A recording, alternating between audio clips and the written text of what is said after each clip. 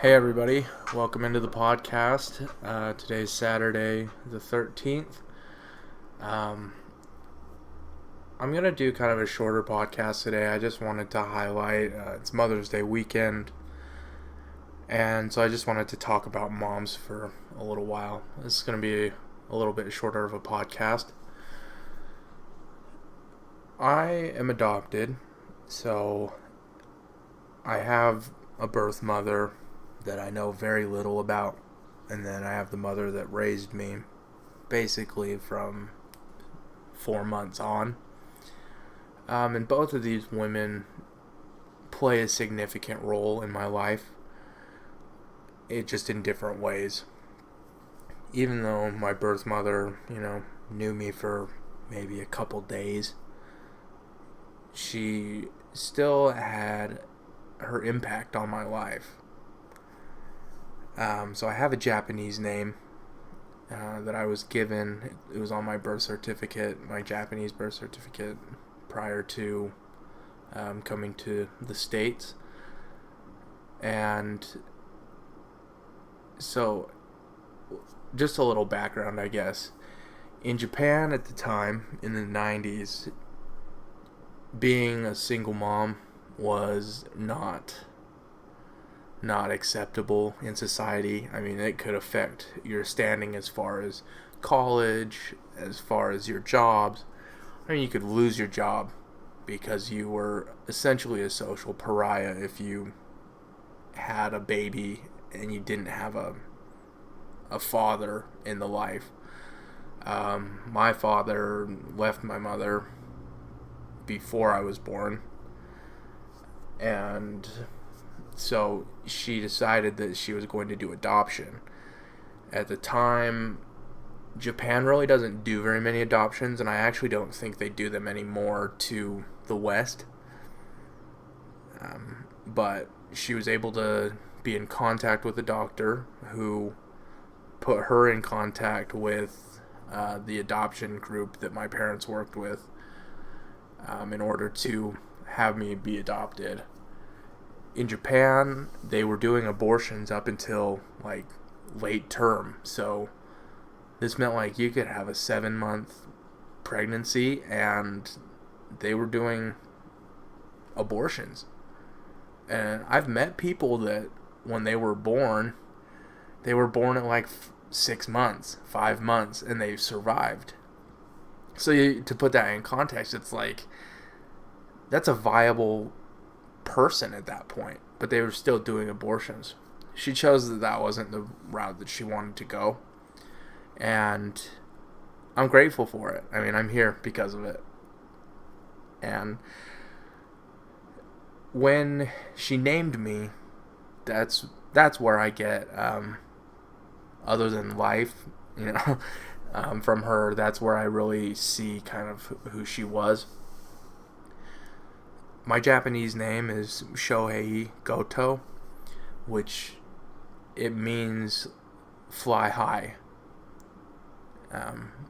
And that was kind of her parting gift to me.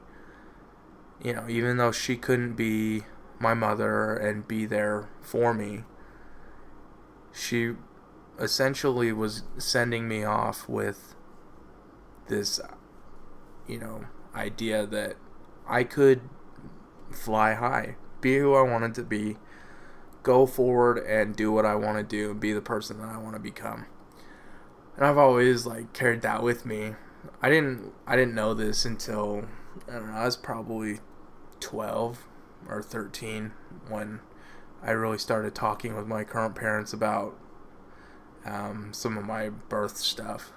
I don't know if I wasn't really interested or it wasn't a priority to me to know prior to that. I don't know a lot about my birth mother or my birth father. I know nothing of. But I am grateful for what she did for me so that I could get here. My mom, who raised me essentially my whole life, the one that I call mom, she's great. And she just is so intuitive with different things. like my needs. And it cracks me up sometimes because she'll try to relate to different things. I remember I went over the other day and she was talking to me and she's like, "Oh, I saw something about this guy and the NBA," and she got it completely wrong. I was like, "No, Mom, LeBron James does not play for the Jazz." It's but it's cool that she tries her best to come up with these things to talk about. I'll oftentimes call home when I'm on break and she'll tell me about these different things. My mom is very involved with her grandchildren. I have a lot of nieces and nephews. Honestly, I can't really count. I think I have 22, but I'm not 100% sure on that. She runs this thing she calls the grandma camp during the summer, and my sisters who live near her, I have two sisters that live in the same city as her, their younger kids will go to this camp, and she does countries. So each of these activities, she'll prepare an art lesson dealing with some kind of art related to the country. She cooks something that they eat in that country, and then kind of ties it all together. It's pretty cool. And so she loves to just tell me about these things, and she'll ask me, "Oh, well, have you ever tried food from this place? Or have you ever, what would be a good thing from Thailand? What would be a good thing from Korea?" And it's fun to talk to her about these things because I get to share what I know, and then she can adapt it because, kids aren't going to like some of the things that that I like from those countries. And I know some of my sister's kids, they live on a diet of like chicken nuggets and not very much. But it's really neat to me that she's so passionate about like helping and increasing knowledge in kids. She teaches art as well. Originally, she started out with the Draper Arts Council, and she taught through an elementary school, but then they decided that they wanted to do this other program, which in my mind was not nearly as involved, and the projects were not nearly as enjoyable, and the results weren't as good, and it was more money. Didn't really understand that. But my sister, she homeschools, and so she has a network of homeschool parents that they try and do like an active homeschool where their kids interact with other homeschool kids, so they're not like socially inept. And so my mom teaches art now to these other kids, these homeschool kids, as well as some of my nieces. And she comes up with these lessons that are just amazing, and she has so much participation that she actually has like an open registration period, and then there's a waiting list. And I think she teaches like 3 classes of 12 each week, and she kind of runs it as her side business. She's a stay-at-home mom, and I think it's really cool that she's good at this and she's found something. She's a very talented artist. She went to Cornell and got a degree in art. And so I'm amazed when she'll just sit down sometimes and she'll put together a piece of art, and I'm like, that's amazing, and you didn't even really try that hard. And I sit down and I stare at the piece of paper and kind of scribble out some stick figures, and I just don't know. She's been a role model for me in so many different ways. I think that her love of knowledge was passed to me, through nurture, not necessarily the nature part of it. We don't share DNA, but she knows just about more than anybody I know, and she reads quite a bit. And I'm always amazed that she knows some of these things. I remember a couple of years ago, I was filling out a tournament bracket, and Coastal Carolina was playing. Coastal Carolina's mascot is the Chanticleers. And I was talking to my dad. I'm like, man, what's a Chanticleer? That's weird. And she just pipes up out of nowhere. She's like, oh, it's a rooster. And I think it was made popular by Chaucer. Like, that word was in Chaucer. And I couldn't believe it. Because I got on the internet and pulled it up. It's amazing what we can find just at the tip of our fingertips. But she knew it right off the top of her head. I was like, what a random thing to know. What a Chanticleer is. She has this love of everything, really. She cares so deeply about her family and works very hard to make sure that everybody's birthday is remembered. And I think it's very interesting that our relationship has been rocky at times, but I've never felt like I wasn't accepted by my mother. I think it's I'm covered in tattoos, and my decision to have tattoos came about 5 years ago, and I only tattooed my body that was covered by a shirt. And I tried my best to hide it because I come from a religious family. I don't know what my family would think. Well, I kind of knew what they would think, but I was like, I don't want them to think negatively of me because of what I'm doing. And I remember when I brought my sleeve down past my arm, my elbow, my mom was so mad. And she doesn't get like angry, and she does what I think all of us just absolutely hate when it comes to our moms. She gave that look of disappointment, and it was worse than having her be mad at me. It was absolutely worse, because I was like, wow, she's not mad, she's disappointed because I'm not doing what she thinks I should be doing. I mean, I don't, at this point, like, I'm my own person, and I'm glad that I'm tattooed, because that's something that defines me, I guess. But I'm glad that through that all, it didn't change how she felt about me. It wasn't like, you are no longer my son. She wasn't going to disown me. She wasn't angry with me because I did this. I think she had my best intentions, and that's honestly why she was upset, because in her generation,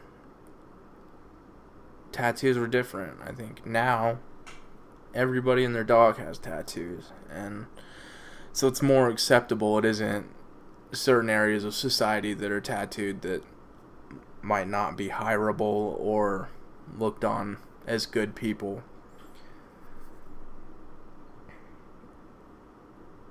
It was interesting to me the amount of work that my mom has done in order to help me be a better person. She has always wanted me to be in the church and have that be a priority.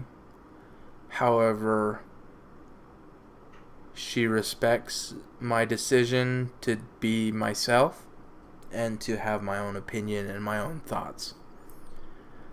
My mom grew up in Salt Lake City. She moved from Missouri to Salt Lake City when she was young. She wasn't a member of the church until college. So all growing up, she went to Olympus. She associated with members of the church who didn't want to associate with her because she wasn't LDS. And so she knows exactly how it feels. That's one thing I love about her. My non-member friends, my mom would accept them just as much as she would accept my member friends. She and my dad both are converts, and they both treat everybody with the utmost respect. It doesn't matter whether or not their belief systems line up, which I've always looked up to because that's a true measure of Christianity, in my opinion. And like, I think that everybody should strive to be like that. And they've been a good role model because I feel like I've been more accepting as a person because of how I grew up, and knowing that they didn't have a problem just because of how you worship or where you worship. One of my best friends growing up wasn't a member, and my parents treated him like their own son, and so that kind of rubbed off on me. As I mentioned before, my mom was a stay-at-home mom my whole life. My dad worked hard and supported the family, and my mom took care of things on the home front.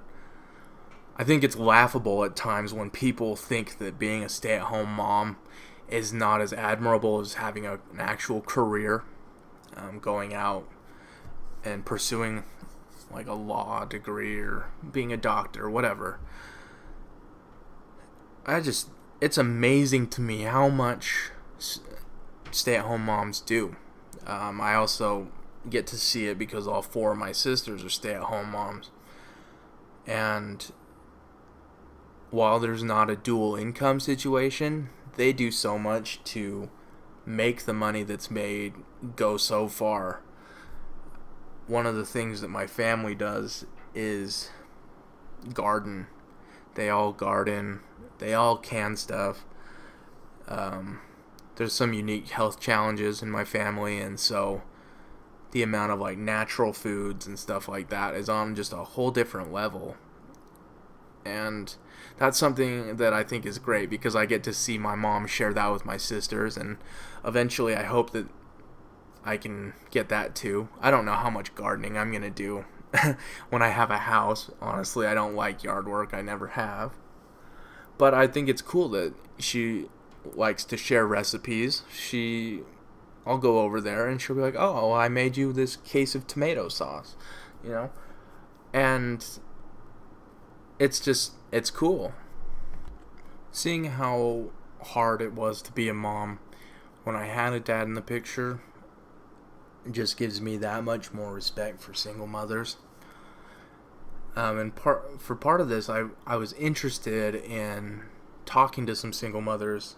I wanted to know kind of what are some challenges to being a single mother. Because honestly, we know like, it's hard financially. It's hard when you have a deadbeat who doesn't help. And so I talked to a few single mothers for this podcast, just to kind of get their insight, because that's something I'm very foreign to. I've only had to care about myself essentially. And so a couple of the points that I wanted to highlight that I thought were really interesting is across the board, it seemed like all of them said they were worried about being a good mother. You worry about if you're doing the right thing. You worry about if you're teaching your child the right way. And I definitely understand this because I feel like I've talked to my mom, and it's almost like she wonders where she went wrong as to why I decided to do what I do. And that kind of cuts me pretty deep because it's not anything to do with her as a mother or her parenting. Because I honestly am very grateful for her parenting and how she raised me. And in some ways, that's the whole reason I am how I am as far as being the person I am is because I strive to be a good person and do what she told me to do. I just have my own flair, I guess. I think it's hard because I don't think single mothers set out to be single mothers.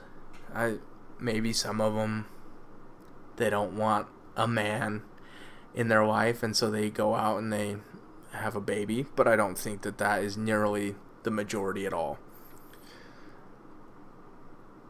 I don't think that you can really plan to be a single mother until it happens. And then you have to worry about this little person that you created and being capable of taking care of them. That was another highlight, is these ladies, they work to support their child. That means that there's less time spent with their child. And, they want their kid to know that their time is valuable, and they want to spend time with them, and they love them. But sometimes they do miss out on things because of being at work, because they are working to support their kid.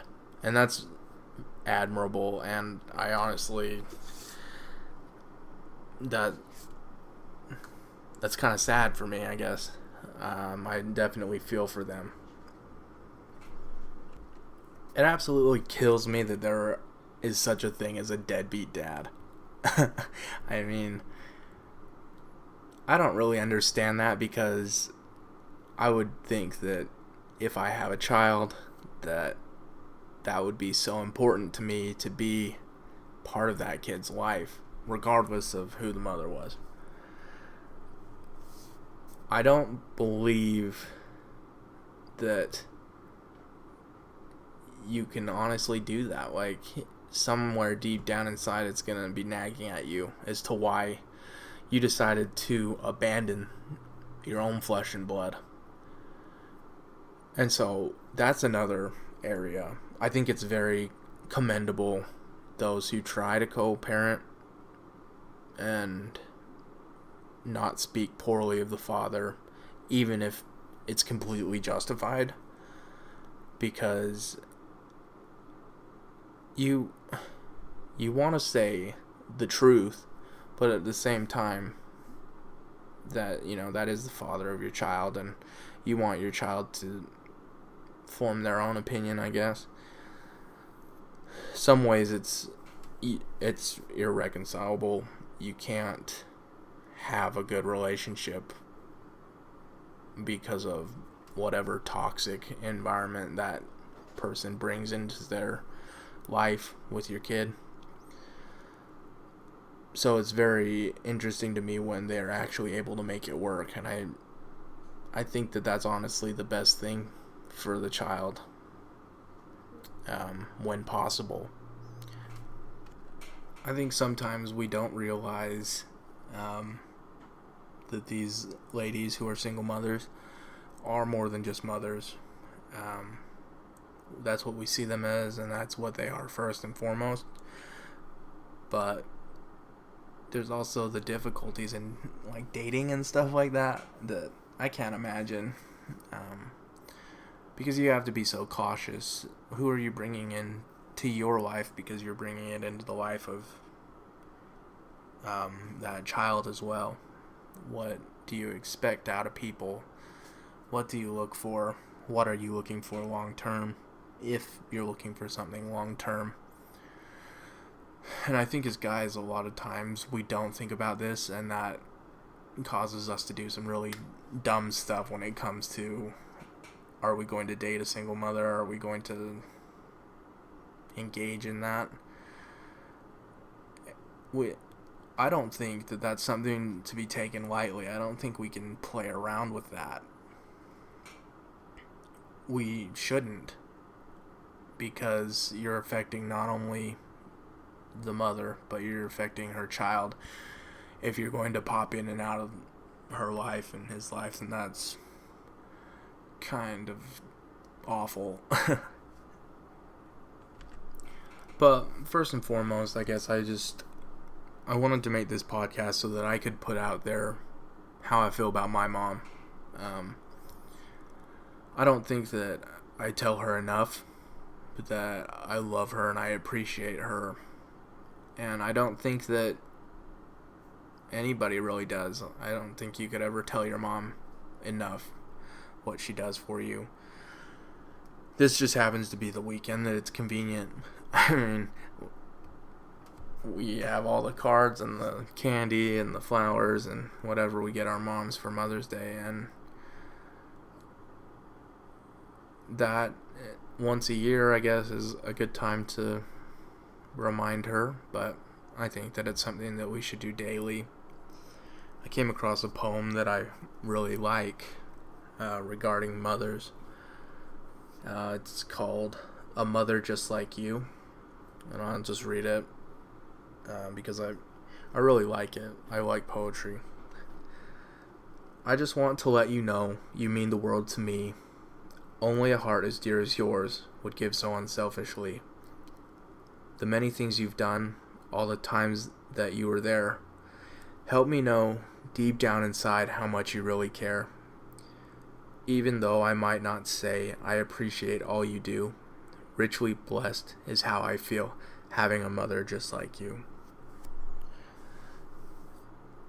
I am really grateful for my mom, and I'm really grateful for all the mothers out there that work so hard, especially the single mothers. That's got to be the hardest job in the whole world, and I commend each and every one of you for it. I'm glad that they make those decisions. I'm not going to get into the politics, whether pro-choice, pro-life, but I'm very glad that my mother decided adoption instead of abortion, because I'm here and you can hear this podcast because of it. So make sure this weekend to especially treat those mothers in your life to something nice. Make an effort to go out of your way to let them know how much you care about them and how grateful you are for them. I may do a midweek podcast, just because this one is fairly short.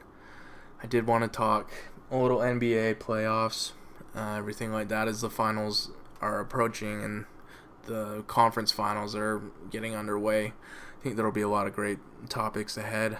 I'd like to have guests on soon. Still trying to work it out. My first guest will probably be my good friend Eric. He does comedy in LA, and we talk sports, comedy. So we look forward to that, and I'm glad, I guess, that I have an opportunity to have a podcast, and I really will be better about getting around to doing it on time. Today was kind of hectic, and I kind of struggled a little bit with this podcast, but hopefully look for a midweek podcast and the Saturday podcast next week, and I look forward to recording those. So thanks for listening, and have a great Saturday.